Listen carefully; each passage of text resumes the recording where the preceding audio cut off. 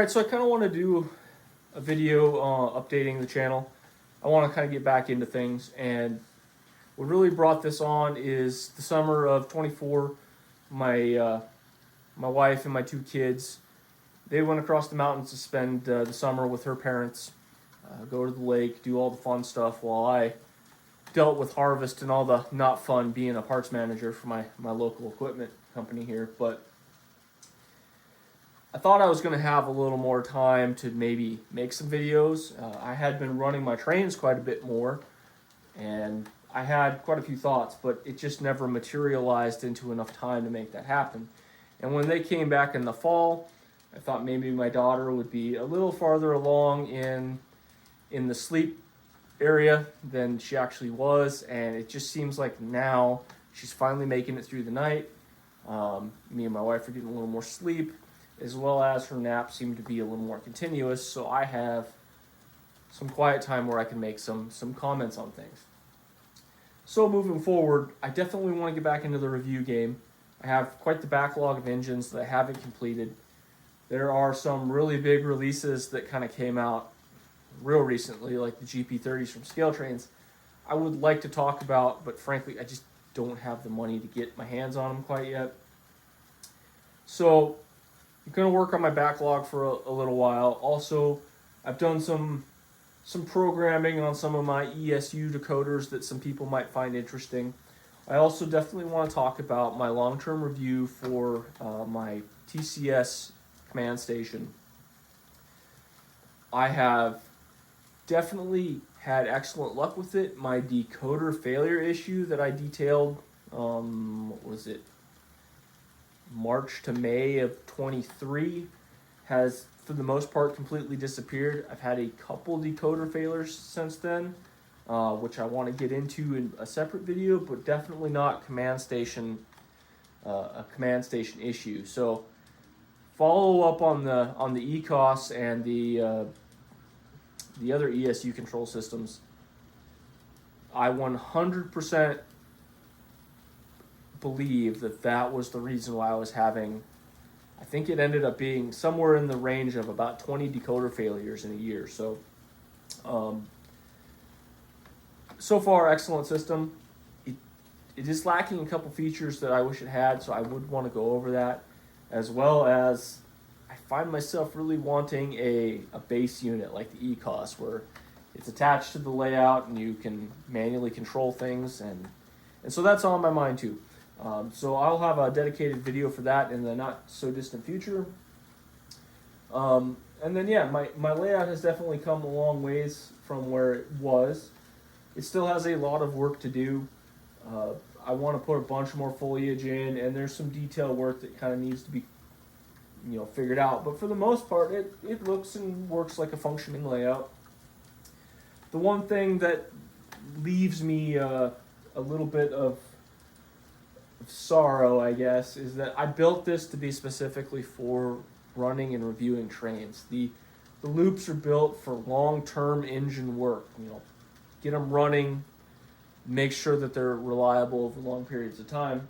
So there's not a whole lot of turnouts they have to run through unless I'm forcing them to go through change out, your crossover or what have you, for testing purposes. But this layout is designed to be hyper reliable. I still have the issue with it getting dirty, which I'm not sure how to solve that in my current situation. But it really is lacking in switching. And the more that I progress in my hobby and the more my son's getting involved, he really likes to play with the engines, make them go back and forth. So I'm feeling this need to have an addition where I can do a bit of switching on. So I've designed a few things. Unfortunately, the track work to do it's about $500, and I don't really have that laying around right now. But I wanted to do kind of a module setup that I could attach to one of my spurs that I've got going off over here.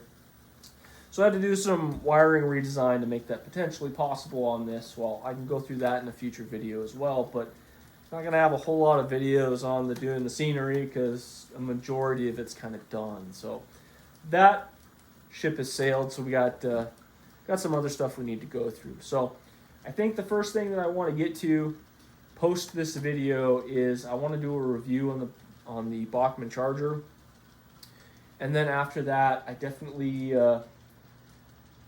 have some thoughts about scale trains that I need to go through, and I'm waiting on some information. The release of the GP30 and the SD40s that they've had recently, I've been hesitant to jump into that, so I kind of wanted to talk about that. And then I also want to talk about the new Atlas releases, because they just seem to be shotgunning models out there, and I'm loving every minute of it. I am excited about the future of Atlas and their kind of changeover. Their ESU electronics that they've been running in these things have been really good. I see a few of them are coming with the Tsunami controllers now, and I haven't tested any of those. But that being said, it does remind me, I do have the, I forget, their BN, but I want to say their F45's number is escaping me. They have Tsunami decoders on them. I haven't done the review on those, and I probably should talk about them, because I got some, those are from Athearn, and I've got some interesting things to talk about with those. Also, when it comes to rolling stock, if anybody doesn't know this, I don't want to do a whole lot more rolling stock reviews in the future. I have enough rolling stock to basically get me through the rest of my life, unless my layout 10Xs. I got more rolling stock than I ever know what to do with. But hot tip, as good as the Microtrain stuff is, and I do love these cars, Athearn has been putting out box kits, and there are multiple websites where you can get 3 packs for about $50.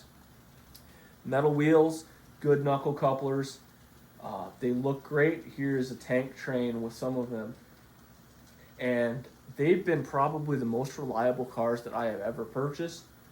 I have been having excellent luck with these, and so any of the box cars, the covered hoppers, or these tank cars, excellent value. Go out and get them today. You will not be sorry that you did. So anyway, bit of a channel update. Just kind of wanted to get something out there. I think moving forward, I want to do potentially a live stream every other Tuesday night. I have some time when my wife goes out with her lady friends to have a good time. So if anybody has questions, concerns, wants to ask me questions about anything that I'm running or anything that they're having issues with, I think that'd be a good time to do it. So like an hour, maybe Tuesday night from 8 to 9 o'clock after my kids go to bed, I can do a live stream, just run some trains. You people can reach out and ask me any questions you have. So with that said, I will see you in the next review. Bye now.